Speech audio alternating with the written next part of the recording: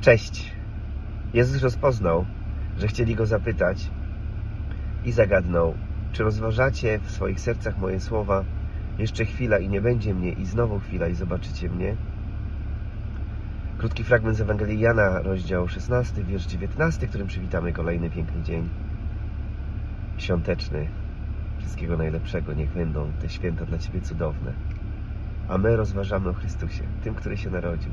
Jego narodziny rozważamy, świętujemy i właśnie w taki sposób. Niech Ci się wiedzie. Bądź szczęśliwy i spełniony. A wracając do tekstu, Jezus rozpoznał, że mają pytania w swoich sercach, że mają rozważania w swoich sercach. O czym to świadczy? Zna Twoje myśli. Wie, co tam się kłobocze w Twoim sercu, w Twojej głowie. I jest odpowiedzią na Twoje rozważanie. Czy rozważasz? Przyjdź i rozmawiaj z Nim, a On wyjaśni. Wspaniałego dnia.